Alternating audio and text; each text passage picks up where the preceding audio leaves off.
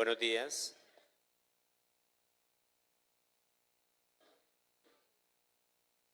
Bueno, los invitamos a todos a que pongamos ese tiempo en las manos de nuestro Señor, pues Él es el verdadero motivo por el cual estamos reunidos hoy, para alabar, exaltar y reconocer la grandeza de nuestro Dios. Si hoy estamos con una disposición de conocerlo, no es por nosotros, es por su misericordia. Si hoy amanecimos respirando, tenemos salud, tenemos mucho más la esperanza de la vida eterna, no es por nosotros, es por su gran amor con que nos amó, con que nos visitó desde lo alto y como entregó su vida por nosotros. También el apóstol nos da un consejo. De igual manera nosotros debemos de disponer nuestra vida para Él, ¿cierto? Con toda la sinceridad y la honestidad desde dentro de nosotros, para exaltar y bendecir el nombre de nuestro Señor Jesucristo, el único y verdadero camino hacia Dios. No hay más, hay muchas alternativas, pero son un engaño. Lo que dice la palabra de Dios es la única verdad, ¿cierto? Lo que Jesús nos aconseja en el capítulo 8 de Juan es que si nosotros permanecemos en sus palabras, seremos verdaderamente sus discípulos y conoceremos la verdad, y la verdad nos hará libres. Y de pronto nos podemos hacer una pregunta. La misma pregunta que le hicieron los judíos en ese momento al Señor fue: ¿pero libres de qué? Nosotros no somos esclavos de nadie. Y Jesús les contestó: de cierto les digo, si alguno hace pecado, esclavo es del pecado. ¿De qué nos quiere liberar el Señor? Del pecado. El pecado es toda aquella rebeldía activa o pasiva contra Dios y contra su palabra. Y de eso precisamente Dios nos quiere liberar, nos quiere mostrar el único camino para llegar a la vida eterna, y es Jesús. Entonces vamos a agradecerle con una oración al Señor antes de empezar nuestra alabanza al Señor. Padre Celestial, te damos gracias en esta mañana, Señor, porque tú nos permites estar reunidos y tener el privilegio de elevar nuestras oraciones y nuestro clamor a ti. Gracias, Señor, por bendecirnos, por ayudarnos, Señor, a acercarnos a tu verdad. Tu palabra es la verdad, Señor. Te damos gracias, Señor, porque siendo merecedores de nada, tú, Señor del cielo, has entregado a tu Hijo en una cruz para podernos hacer hijos adoptivos tuyos a través de Jesucristo y de su obra perfecta. Gracias, Señor, por ayudarnos a entender, por ayudarnos a comprender y a disponer nuestra vida para ser obedientes a tu verdad, para no seguir siendo rebeldes a tu misericordia, a tu llamado, Señor. Te exaltamos y te bendecimos en el nombre de Jesús. Amén. Bueno, entonces los invitamos para que continuemos la alabanza.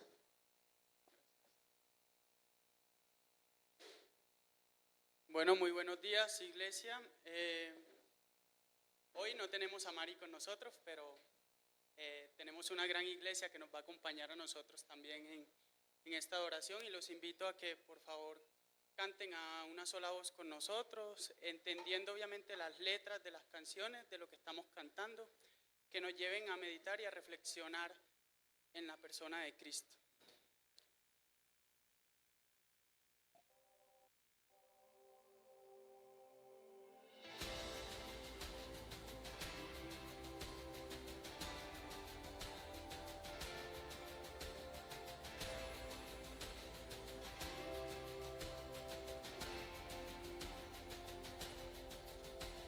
Siglos de oscuridad, esperando una señal, la promesa cuando llegará.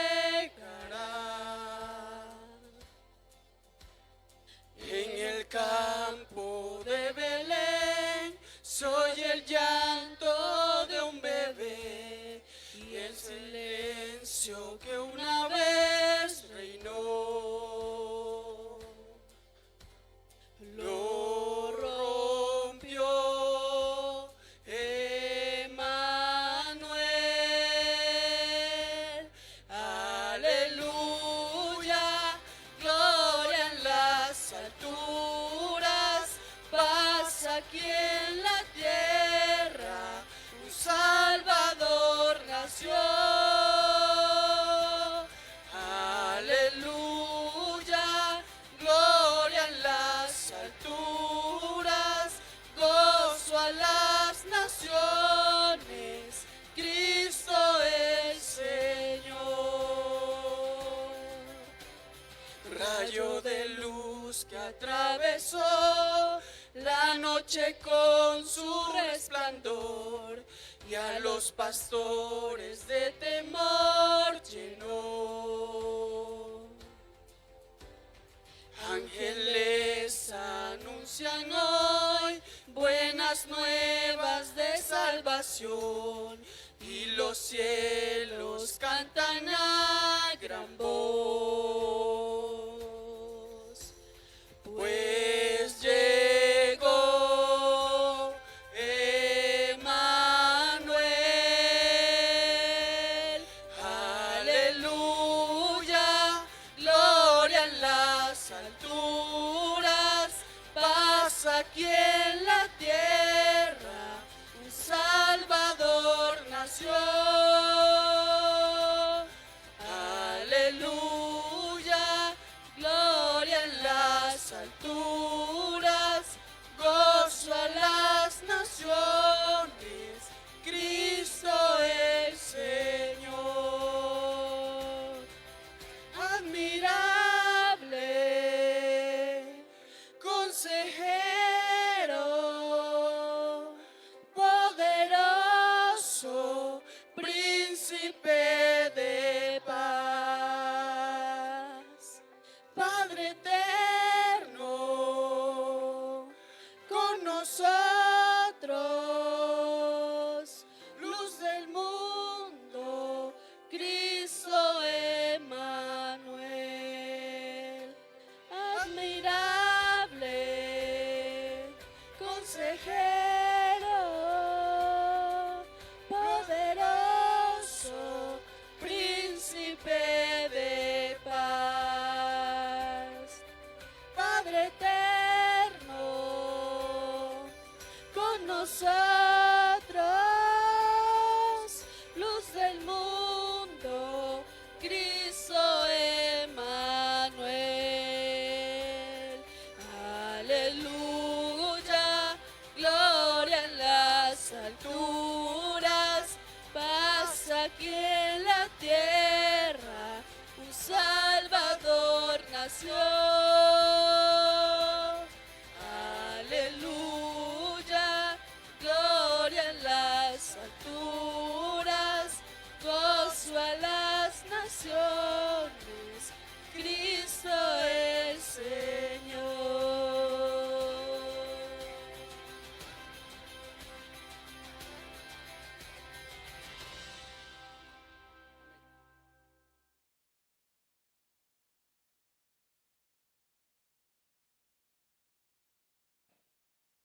Bueno, a manera de anuncios,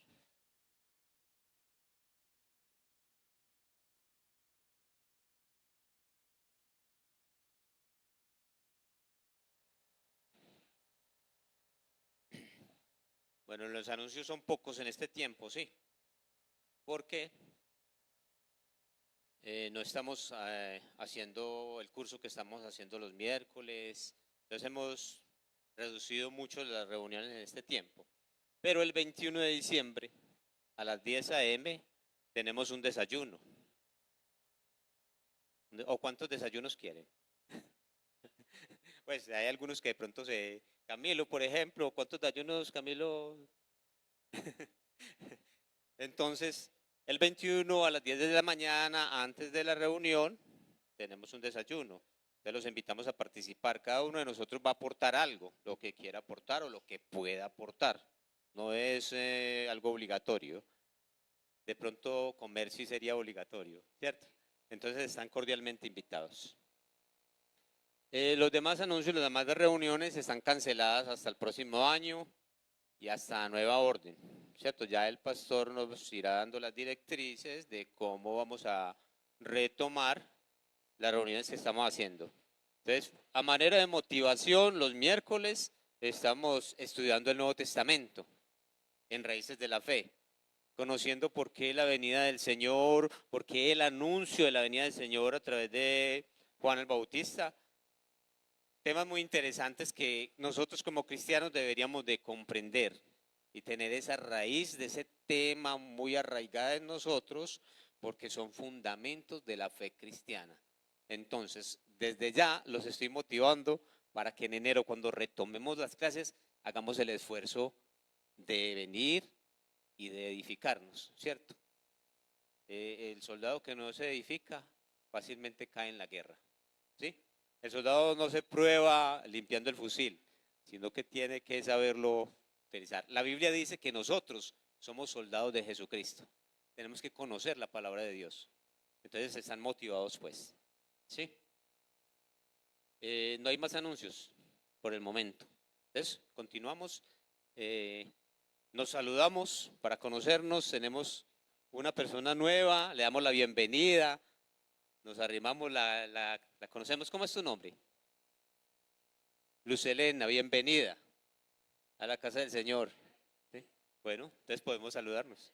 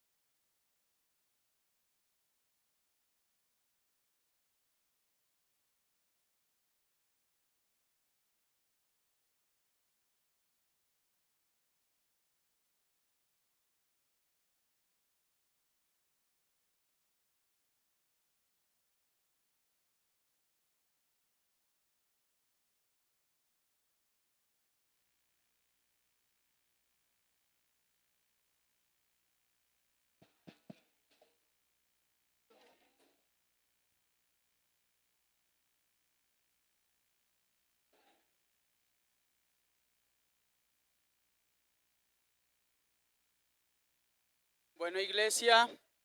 Hola, hola. Hola, buena iglesia. Buscamos nuestros asientos para seguir en adoración. José, porque se escucha. Amén.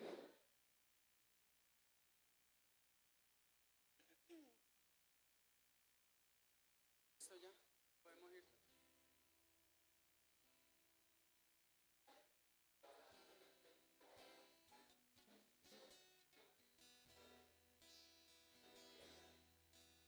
Oh ven, bendito Emmanuel.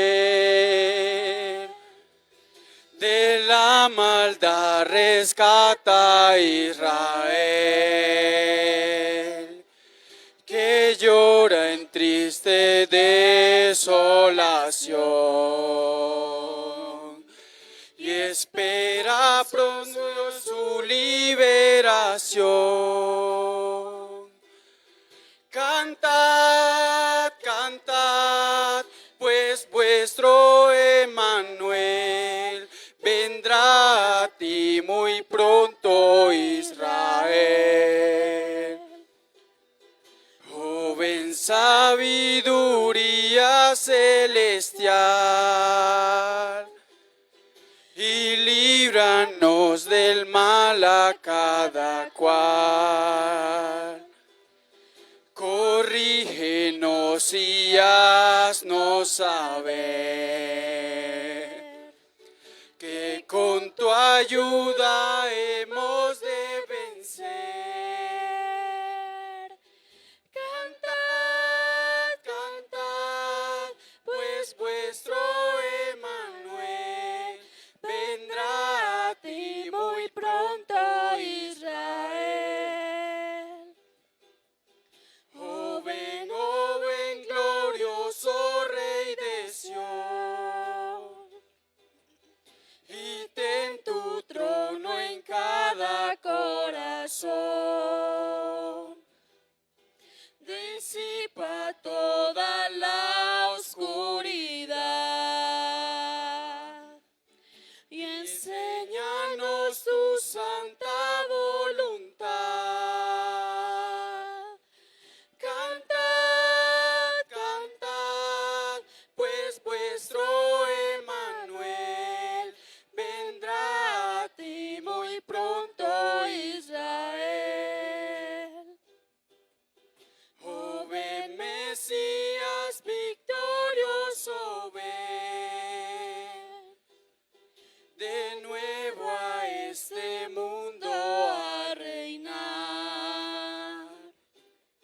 Destruye para siempre el mal y reina aquí en gloria celestial. Cantad, cantad, pues vuestro Emmanuel vendrá a ti muy pronto, Israel. Vendrá a ti muy pronto, Israel.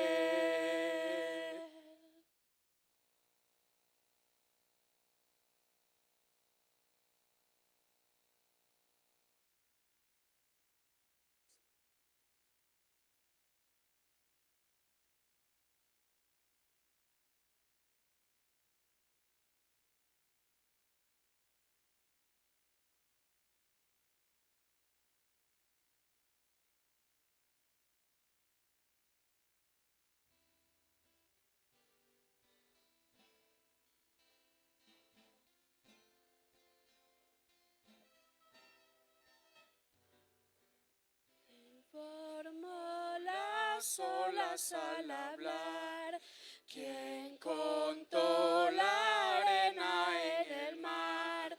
Reyes, pueblos tiemblan a su voz, la creación le rinde adoración. Templa a Dios, en su trono está.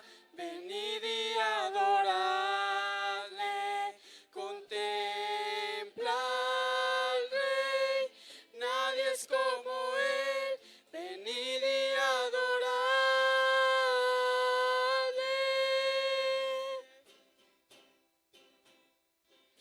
¿Quién le dio consejo al Señor?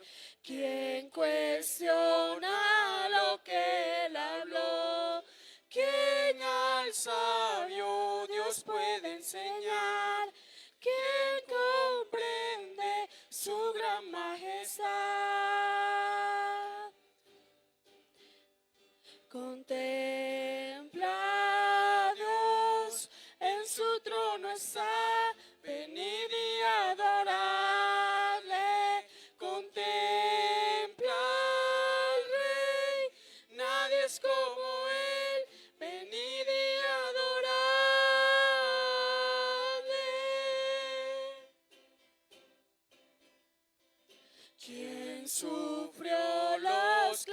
cargamos en dolor, quien llevó el mal del pecador.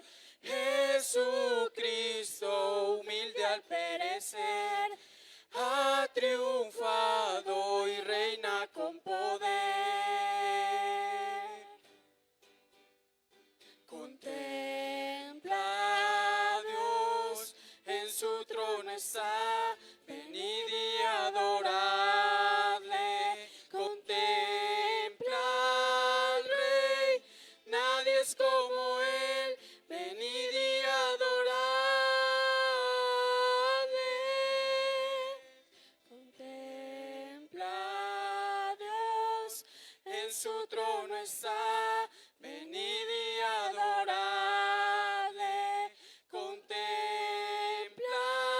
al Rey, nadie es como él, venid y adoradle.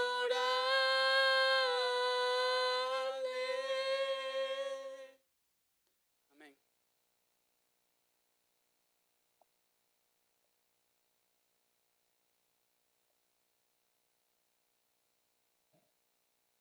Bueno, vamos a disponernos a escuchar la palabra del Señor, pero antes vamos a hacer una oración por Mauricio, quien nos va a enseñar hoy la palabra. ¿Sí?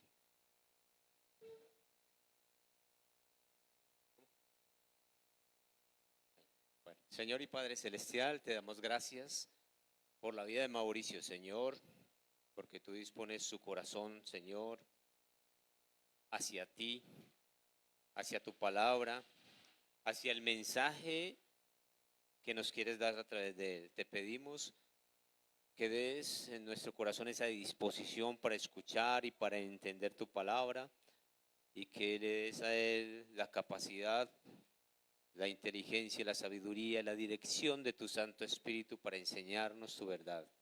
Ayúdanos pues, Señor, a estar dispuestos para tu verdad y para tu palabra. En Cristo Jesús. Amén.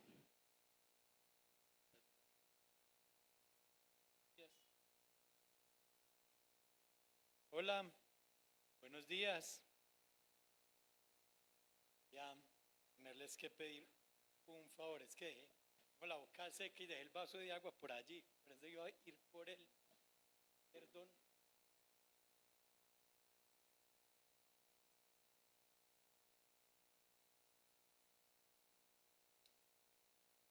Muy bien. Quiero que por un momento, solo por un momento, tal vez, traten de recordar algún momento en su vida, quizás puede ser actualmente o hace algún tiempo, algún momento en sus vidas en el cual han pasado por una situación difícil, donde han sentido que no encuentran respuestas, que no encuentran ayudas, que quizás se han preguntado en medio de esa dificultad, ¿dónde está el Señor? Quiero que piensen en algún momento en sus vidas donde han pensado que sus oraciones quizás no están llegando siquiera al techo, en un momento de oscuridad. Y si quizás no has pasado por una situación difícil, recuerda que este es un mundo caído, pecaminoso, y que quizás puedan llegar a esas situaciones difíciles. El pueblo de Israel, en una etapa de su vida, pasó por un periodo que es conocido como los 400 años de silencio, durante los cuales Dios no habló, Dios no levantó profetas como Jeremías o Isaías, Dios no entregó visiones, fue un momento de tinieblas, pero en medio de esa densa oscuridad, Dios se manifestó, Dios habló y continúa cumpliendo sus promesas de pacto. ¿Listo? Vamos a orar.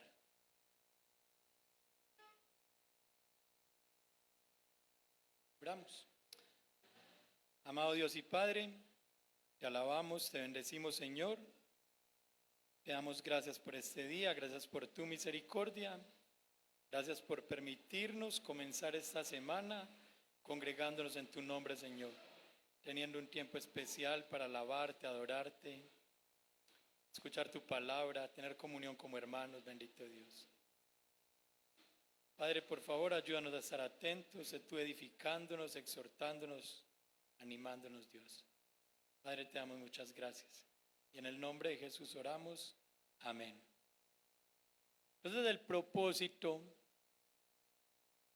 con esta enseñanza es recordar que el Señor es fiel, que el Señor cumple sus promesas, que en medio de la más densa oscuridad va a resplandecer como una llama. ¿Listo?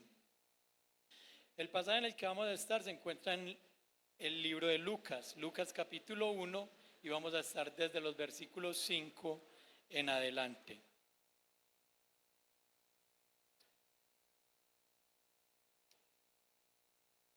Quiero, antes de pasar al texto, voy a hacer básicamente la enseñanza en dos secciones, ¿cierto? En primera instancia voy a hablar un poquito de la historia de Israel. ¿Para qué? No es para llenarnos de datos, de fechas, de nombres, simplemente es para que podamos tener un panorama de la situación de Israel, del pueblo escogido de Dios, es para que tengamos un panorama de esa densa tiniebla por la cual estaban ellos atravesando. ¿Listo? Para eso vamos a hacerlo. Ustedes recordarán que en el año más o menos 722, el reino del norte fue desplazado hacia Siria, el reino del sur posteriormente en el 589 fue exiliado a Babilonia. Todo esto ¿por qué? Porque el pacto mosaico, un pacto condicional, había sido roto por Israel, porque Israel se había olvidado de su parte dentro del pacto, de guardar la ley, de velar por su comunión con el Señor, de no levantar ídolos. A causa de eso, el Señor, que es justo, cumplió su parte y los exilió, los deportó, ¿cierto? El reino del sur fue exiliado a Babilonia, lógicamente por los babilonios. Allá estuvieron en 70 años de cautividad, ¿cierto? Hasta que Dios levantó sobre ellos a los medopersas. Quiero que también noten algo. Eso fue en el año 539. En el año 539, Dios, como lo había profetizado a través de Isaías, levantó a Ciro. Ciro, como un rey medo-persa, permitió al pueblo de Israel regresar a Jerusalén. Pero fue muy, muy inferior lo que lograron restaurar de la ciudad a lo que habían tenido durante reinados, por ejemplo, como el de Salomón, ¿cierto? A partir del 425 el Señor no va a levantar ni un solo profeta, no va a dar ni una sola visión. Pero Dios va a estar al control de todo lo que había sido profetizado a través de Daniel. Es un periodo muy difícil porque les voy a contar muy rápidamente cómo pasaron sobre ellos los babilonios, los medopersas, los griegos, los romanos, y cada uno de esos imperios ha hecho con Israel como bien ha querido en gana, ¿cierto? Todos, aunque algunos les han dado cierta libertad religiosa, todos los han oprimido económicamente, todos han tenido que pagar impuestos y someterse a lo que el rey de turno quisiera dictaminar sobre ellos. Bien, pero todo, a pesar de que el Señor no habla durante ese periodo, se desarrolla como Daniel lo había profetizado. ¿Cierto?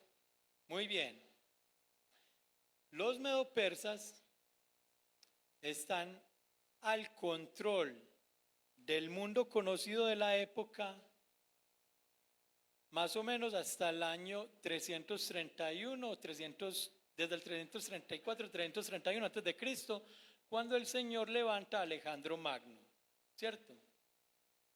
Levanta a Alejandro Magno, un griego que arrasa todo ese mundo conocido. los arrasa y toma dominio sobre sobre todo ese imperio y, como es evidente, pues sobre los judíos, ¿cierto? Alejandro Magno les permite a los judíos cosas muy especiales. Cuenta la leyenda de que Alejandro Magno había tenido un sueño en el que cuando él llegara a Jerusalén, un hombre, el sumo sacerdote con vestiduras blancas, lo iba a recibir y le iba a decir: vea, de usted había profetizado Daniel. Por este motivo, pues Alejandro dice: yo también tuve ese sueño, yo tuve un sueño así, y pues les concede algunas cosas. Les concede como por ejemplo, durante el año sabático el pueblo de Israel no tenía que pagar impuestos, ¿cierto?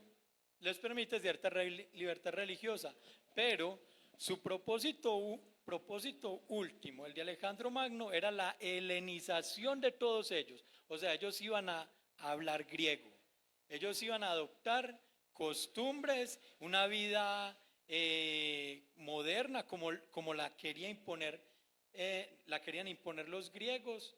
O sea, ellos tienen cierta libertad religiosa, pero bajo las condiciones que Alejandro viene estableciendo, ¿cierto? Pero ¿qué pasa con Alejandro Magno? Esos años 331 a.C., Alejandro muere muy pronto, 8 años después, en el 323. ¿Y qué pasa? Los generales de Alejandro se disputan todo el imperio, ¿cierto? Los Ptolomeos quedan al control de la tierra prometida. Ptolomeo I Soter queda al control de todo el norte de África, de Egipto y de la tierra de Palestina. Pero Israel sigue en el epicentro del combate. Al norte han quedado los seleucidas y las guerras por ese territorio son constantes, continuas. Esto se lo estoy contando es para eso, para que tengan el panorama. Es un tiempo difícil para el pueblo de Dios. Es un tiempo donde no hay un rey davídico, no hay un sacerdocio arónico en el templo. O sea, es un tiempo donde muchos están preguntando ¿qué pasó? Nehemías había tratado en el 425 de hacer algunas reformas, pero la tendencia pecaminosa del hombre es mucha y rápidamente se olvidaron de lo que Nehemías había tratado de infundirles: guardar el sabbat, prohibir los matrimonios mixtos, ¿cierto? Es un periodo difícil. Los griegos están disputando, los ptolomeos y los seleucidas están disputando en la tierra de Palestina. En el 198, Antíoco IV logra someter a los ptolomeos y se queda con Palestina, con Jerusalén, ¿cierto? Él, obviamente, continúa concediéndoles algunas cosas hasta que llega a Antíoco IV Epífanes, que ese era un hombre perverso, malvado. Él fue el que desarrolló lo que conocemos como la abominación desoladora. Él prohibió que hubiera una escritura en Israel. Al que le encontraran una Torá, pena de muerte. Al que tratara de guardar una fiesta, pena de muerte. A los sacerdotes en el templo les embutía carne de cerdo. Un hombre muy, muy malo, muy malo. Tan malo que algunos hombres cambiaron 2 letras de su nombre, lo llamaron Antíoco Epímanes. Antíoco el loco quería decir eso, un hombre perverso. Eso dio lugar a que un hombre, Matatías, padre de 5 hijos, que son conocidos como los Macabeos, se levantaran en una guerra de guerrillas tratando de defender lo poquito que quedaba de Jerusalén, ¿cierto? Estaban en una guerra, un conflicto que duró más de 20 años. Los seleucidas fueron reducidos, ¿por qué? Porque ya se estaban levantando los romanos. Los romanos estaban levantando y en el año, alrededor de los años 140 antes de Cristo, los seleucidas se deben retirar. De los macabeos que quedan en la tierra prometida, ellos se levantan una dinastía que es conocida como los asmoneos, pero estos asmoneos se estaban dejando contaminar de toda esa helenización. El griego ya era dominante, Ahí se levantan los fariseos, se unen a los asmoneos, pero luego se separan, por eso son llamados los fariseos, los separados. Los fariseos junto con los escribas en principio tenían una buena intención. Ellos sabían que toda esa situación por la cual estaban atravesando era consecuencia de haberse olvidado del Señor, de haberse olvidado del pacto que habían establecido. Entonces los fariseos y los escribas se levantan y se separan de los asmoneos, tratando de ser fieles a las escrituras, pero se van al legalismo y no solo eso, quieren imponer tradiciones humanas al pueblo en general. La situación sigue siendo oscura y muy difícil. En el año 63 a.C., dos descendientes de los asmoneos están en disputa. Y ahí es cuando interviene Pompeyo, un general romano, entra, toma posesión completamente de Jerusalén e instauran un imperio romano ya sobre el pueblo de Dios, ¿cierto? Y ellos levantan un títere como rey. ¿A quién? Herodes el Grande, un hombre tan perverso, ustedes ya han escuchado hablar de él, que por sus celos a mantener su reino mandó a asesinar a todos los niños menores de 2 años en su tiempo. Era un hombre muy malo. Aunque era un prosélito judío, tenía una ideología grecorromana. No era un descendiente davídico. Recuerden, en el pacto que Dios había establecido con Israel, a David se le había dicho que un descendiente suyo reinaría en el trono eternamente. Pero Herodes el Grande era un idumeo, era de Edom, ¿cierto? O sea, los judíos piadosos no podían estar viendo, difícilmente podrían estar viendo alguna esperanza.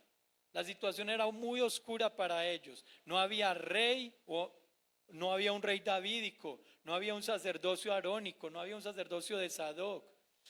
El sacerdocio había sido tomado por los saduceos. Los saduceos eran unos oligarcas, eran hombres ricos que ni siquiera creían todo el Antiguo Testamento, no creían en la resurrección. La situación para el remanente de Dios era muy oscura, pero lo más hermoso es que se había mantenido. Habían personas como Simeón o como Ana que se habían aferrado a lo que el Señor les había revelado. Miren muy rápido, miren las palabras de Simeón en ese mundo oscuro.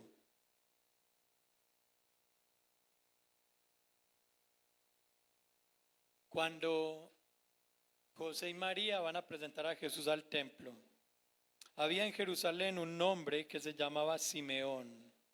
Este hombre justo y piadoso esperaba la consolación de Israel, y el Espíritu Santo estaba sobre él. Y por el Espíritu Santo se le había revelado que no vería la muerte, sin antes ver al Cristo del Señor. Más adelante, estoy en el capítulo 2 de Lucas. Dice Simeón: ahora, Señor, permite que tu siervo se vaya en paz conforme a tu palabra, porque mis ojos han visto tu salvación, la cual has preparado en presencia de todos los pueblos, luz de revelación a los gentiles y gloria de tu pueblo Israel. Era un mundo muy difícil, un mundo muy oscuro, pero habían unas cuantas personas, un remanente guardado por el Señor, que aún esperaba el cumplimiento de esas promesas. Ellos sabían que Dios les había prometido que de la simiente de la mujer surgiría el Mesías, un ungido que aplastaría la cabeza de la serpiente. Ellos sabían que de un descendiente de Abraham habría bendición para todas las familias de la tierra. Ellos sabían que ese Mesías, ese Rey eterno, vendría de la descendencia de David. Mujeres como Ana, ese mismo día en el templo, y había una profetisa, Ana, hija de Fanuel, de la tribu de Aser. Ella era de edad muy avanzada y había vivido con su marido 7 años después de su matrimonio, y después de viuda hasta los 84 años. Nunca se alejaba del templo, sirviendo noche y día con ayunos y oraciones. Llegando ella en ese preciso momento, daba gracias a Dios y hablaba del niño a todos los que esperaban la redención de Jerusalén. ¿Cómo era posible? ¿Cómo era posible? El amor de Dios que había derramado en ellos su espíritu los hacía esperar con ansias el cumplimiento de esas promesas. Por aquí leí algo y quiero compartirlo.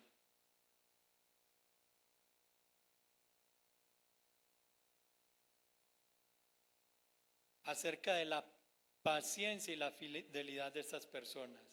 Recuerden, Dios lo dijo y lo hará, pero lo hará a su tiempo.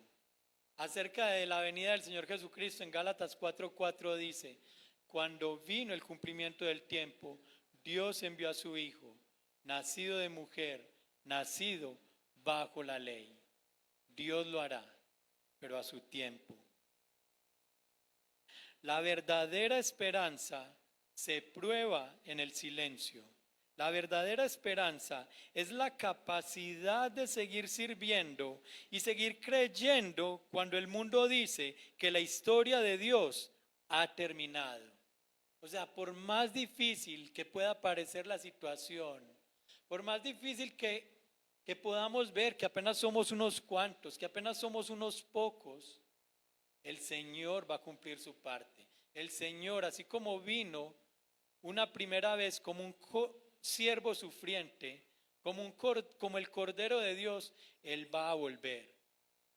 Quizás cuando la situación se ponga más difícil, Él volverá e instaurará su reino mesiánico. La verdadera esperanza es la capacidad de seguir sirviendo y seguir creyendo cuando el mundo dice que la historia de Dios ha terminado. Muy bien. Ahora sí vamos a nuestro pasaje en Lucas, ¿cierto? Fueron 400 o casi 430 años de silencio en los cuales Dios no habló. Dios no dio una visión, Dios no levantó un profeta, no dio una visión, ¿cierto? El primer mensaje, después de ese periodo de silencio, lo recibió Zacarías. Zacarías en el templo. Vamos entonces ahora sí a Lucas capítulo 1 y vamos a leer desde el versículo 5 en adelante. ¿Lo tenemos?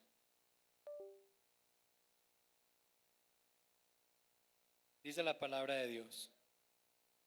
Hubo en los días de Herodes, rey de Judea, recuerden, este es Herodes el Grande, este hombre perverso que hizo asesinar a todos esos niños menores de 2 años.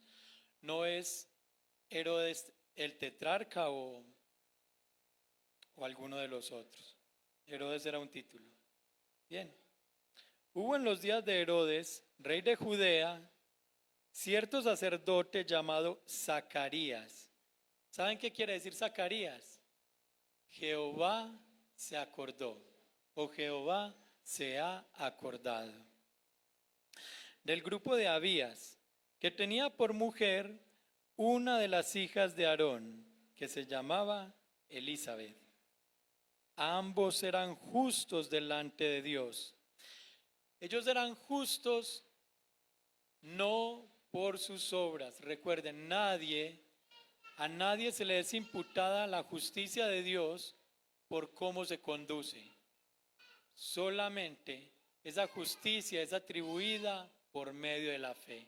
Somos justos delante de Dios y tenemos cabida en su presencia por haber puesto toda nuestra confianza en el Señor, quien es Jesucristo el Salvador, quien tomó el lugar que nosotros merecíamos.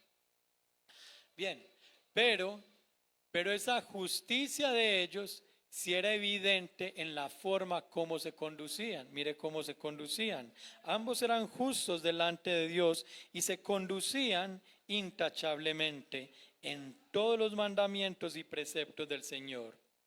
No tenían hijos porque Elizabeth era estéril y ambos eran de edad avanzada. Miren qué panorama más difícil, más oscuro para esta familia en particular. Eran ancianos y no tenían hijos, eran estériles. Y recuerden que para el pueblo hebreo, de manera especial en la antigüedad, el no tener hijos era una señal o era como una evidencia de un disgusto de Dios hacia ellos. Muchas veces en la palabra de Dios se veía así, porque Dios les había dicho, no siempre, pero Dios les había dicho que si ellos obedecían esas leyes de pacto, ellos iban a fructificar, iban a tener muchos hijos. Al no tenerlos ellos, Elizabeth se sentía avergonzada, humillada. Entonces el panorama y la situación de esa pareja en particular es un tipo o una ilustración de la esterilidad de la nación.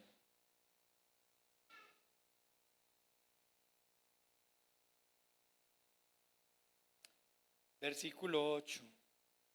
Pero aconteció que mientras Zacarías ejercía su ministerio sacerdotal delante de Dios, según el orden indicado a su grupo, conforme a la costumbre del sacerdocio, fue escogido por sorteo para entrar al templo del Señor y quemar incienso. Eso era un privilegio.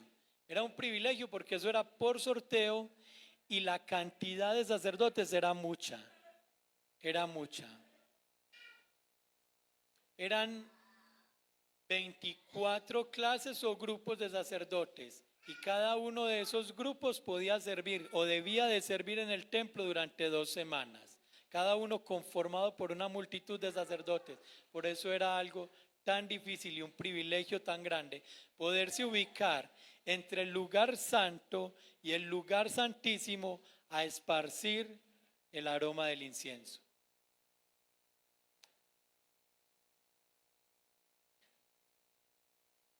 Versículo 10.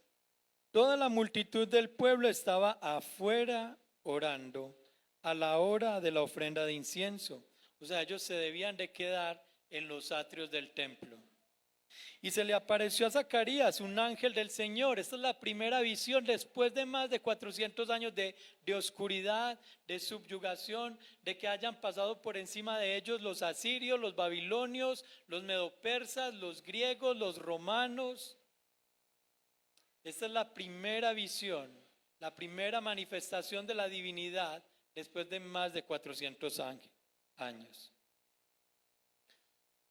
Se le apareció a Zacarías un ángel del Señor de pie a la derecha del altar del incienso. Al verlo, Zacarías se turbó y el temor se apoderó de él. Miren que todas esas manifestaciones de la divinidad o de la gloria del Señor, que traen como resultado en quienes las ve, temor y temblor. No es algo así como dicen algunos mentirosos de que toman cafecito con el Señor, no. En la palabra de Dios, siempre que hay una manifestación de la divinidad o de la gloria del Señor, las personas se turban, se caen, se postran. Entonces la reacción de Zacarías es natural. Pero el ángel le dijo: no temas, Zacarías, porque tu petición ha sido oída y tu mujer Elizabeth dará a luz un hijo y lo llamarás Juan. Algunos piensan que esa oración que ha sido escuchada por Zacarías habla acerca de la reconciliación de los hombres con el Señor. Pero en el contexto más inmediato es por una angustia en el corazón de Zacarías, quizás por muchos años de haber estado orando por un hijo. Y ahora el ángel le dice que su mujer lo va a tener, siendo ya anciana y habiendo sido estéril durante toda su vida, después de tantos años de oscuridad y de aflicción particular en esa pareja. Dios enciende la llama.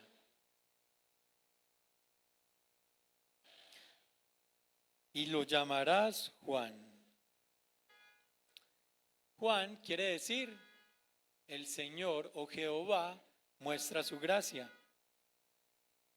Tendrás gozo y alegría, hoy en el versículo 14. El gozo y la alegría son distintivos o son características del reino mesiánico. De hecho, Lucas en el Evangelio va a hablar mucho acerca del gozo.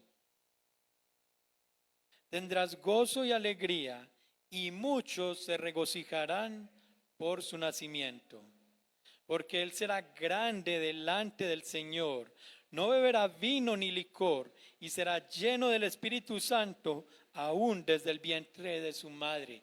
Claro que sí, ese era el cumplimiento de las profecías dadas, por ejemplo, en Malaquías. De hecho, él va a citar, Lucas aquí, va a citar los últimos 2 versículos del Antiguo Testamento, que son de Malaquías, acerca de ese heraldo, ese hombre que iba a preparar el camino del Señor, ese hombre que iba a llegar con un mensaje de arrepentimiento para la multitud, un hombre que iba a hacer que el pueblo de Israel volviera su mirada al Señor.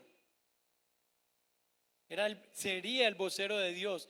Dios volvería a hablarles, Dios volvería a traerles un mensaje de esperanza, y era que el Mesías había llegado, era que el reino se había acercado.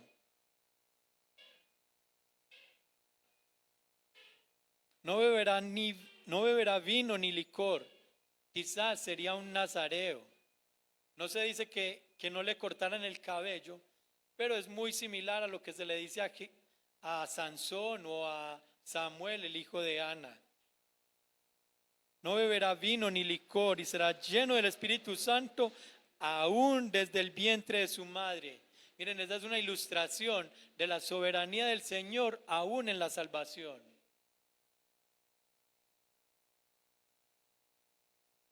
Y hará volver a muchos de los israelitas al Señor su Dios, e irá delante del Señor en el espíritu y poder de Elías, para hacer volver los corazones de los padres a los hijos. Porque así como Elías tuvo el coraje de enfrentar a Acab, a Juan el Bautista no le temblaría la lengua para exhortar a las personas al arrepentimiento. En este caso, por ejemplo, a Herodes Antipas. No es Herodes el Grande, es Antipas, uno de sus hijos, 30 años más tarde, al cual le diría: no te es lícito tener por esposa a la esposa de tu hermano.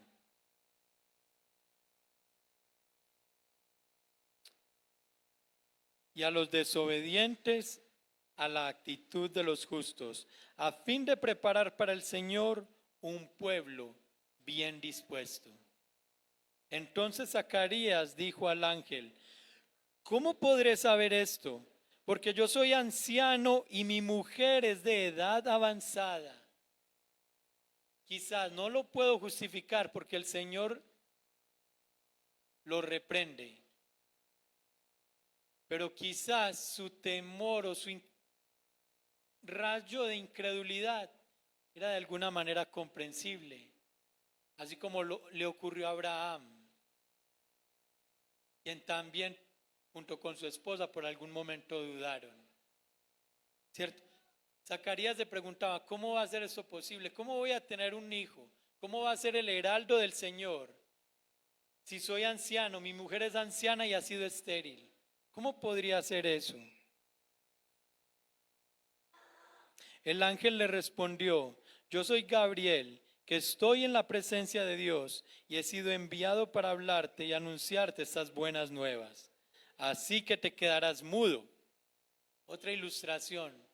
Así que te quedarás mudo y no podrás hablar hasta el día en que todo esto acontezca, por cuanto no creíste en mis palabras, las cuales se cumplirán a su debido tiempo. O sea, en el momento más inesperado, y quizás en el lugar más inesperado, por la decadencia del pueblo en el templo, Dios ha vuelto a hablar. Dios ha vuelto a hablar y a traer un mensaje de esperanza, un mensaje acerca del cumplimiento de lo que Él había profetizado y prometido hacia su pueblo. Entonces Zacarías dijo al ángel: ¿cómo podré saber esto? Versículo 21. El pueblo estaba esperando a Zacarías y se extrañaba de su tardanza en el templo. ¿Por qué? Porque Zacarías no se podría demorar. Zacarías debía de salir pronto. ¿A qué? A dar la bendición arónica a su pueblo. Número 6, 23 en adelante. A ver, se los leo. ¿Qué? Es muy conocida esa bendición. Eso era lo que debía de haber salido a decir Zacarías. Así bendecirán a los israelitas, les dirán: el Señor te bendiga y te guarde. El Señor haga resplandecer su rostro sobre ti y tenga de ti misericordia. El Señor alce sobre ti su rostro y te dé paz. Así invocarán mi nombre sobre los israelitas y yo los bendeciré. El pueblo estaba esperando esa oración. El pueblo estaba esperando a que Zacarías saliera. Pero el pueblo pensaba que sus oraciones no estaban siendo escuchadas. Habían perdido mucha de su esperanza.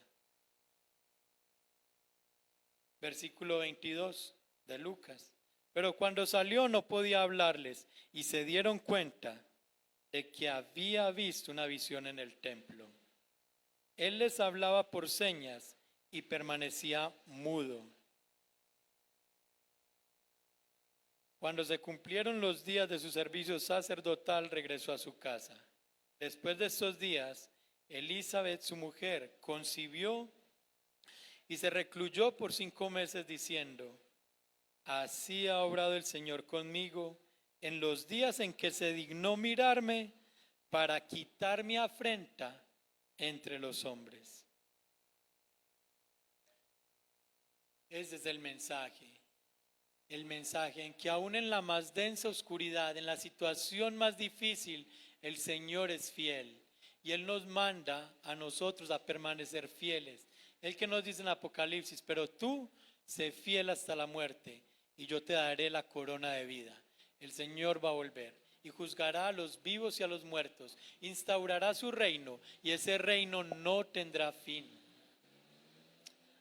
Amados, si alguno no conoce al Señor Jesucristo como su Señor y Salvador, este es el día.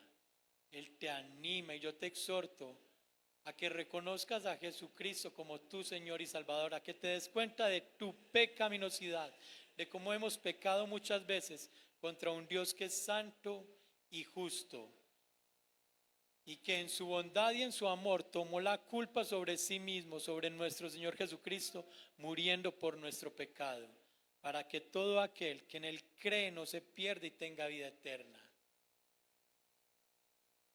Y a ti que has creído, sé fiel hasta la muerte, y el Señor te dará la corona de vida. En la dificultad más grande, recuerda que Él va a volver. O Él te llamará primero a su presencia, o Él vendrá antes de que te llame, así como a todos. Bien, vamos a orar. Padre, bendito Dios, te alabamos, te bendecimos, Señor, te damos gracias por este día. Gracias por tu palabra, rogamos que haya cabida en nuestros corazones, Señor. Ayúdanos a mantenernos firmes con nuestras miradas puestas en ti, Señor. A recordar que aun sea cual sea la situación que estemos pasando, tú eres fiel y bondadoso para con los tuyos. En Cristo Jesús nuestro Señor y Salvador oramos. Amén.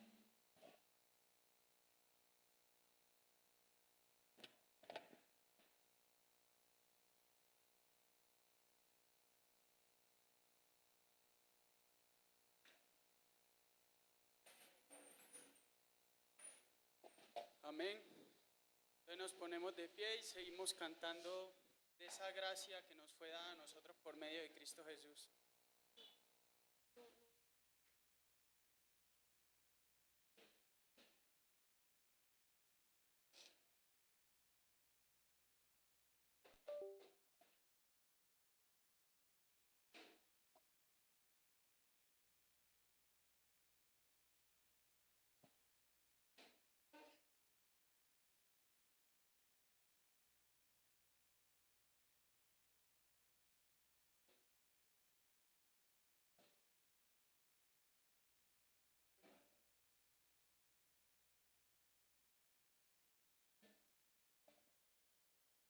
siendo yo un gran pecador, extraviado en el error,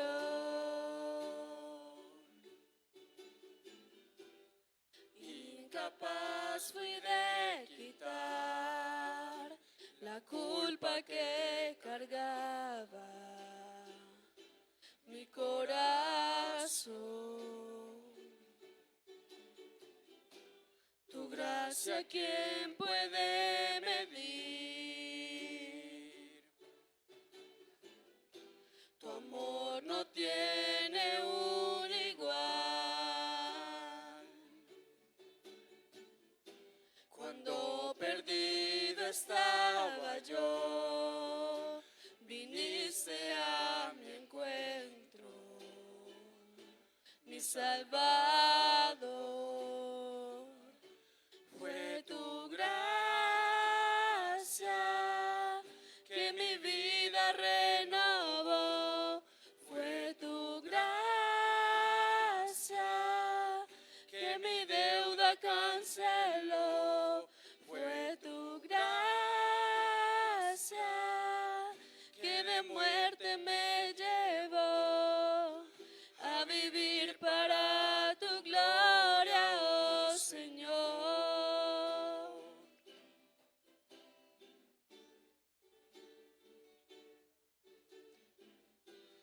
En la cruz donde murió,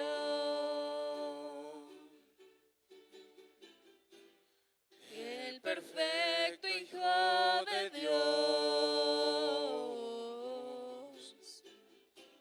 la sentencia Él sufrió, la que yo merecía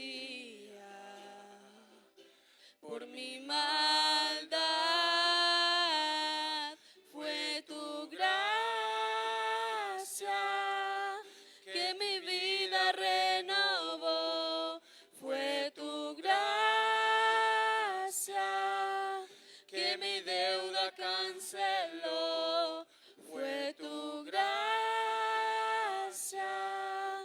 que de muerte me llevó a vivir para tu gloria, oh Señor. Tu gracia me ha traído aquí, de rodillas ante ti,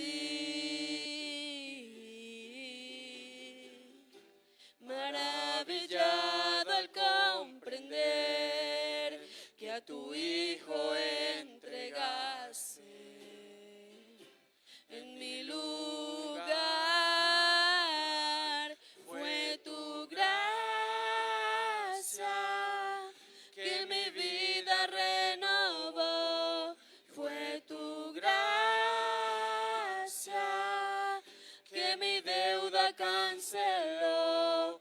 Fue tu gracia que de muerte me llevó a vivir para tu gloria, oh Señor. A vivir para tu gloria, oh Señor. Amén. Tengan feliz día. Bendiciones. Bueno, recordemos que dentro de 8 días, el 21, tenemos el desayuno a las 10 de la mañana. Dios les bendiga.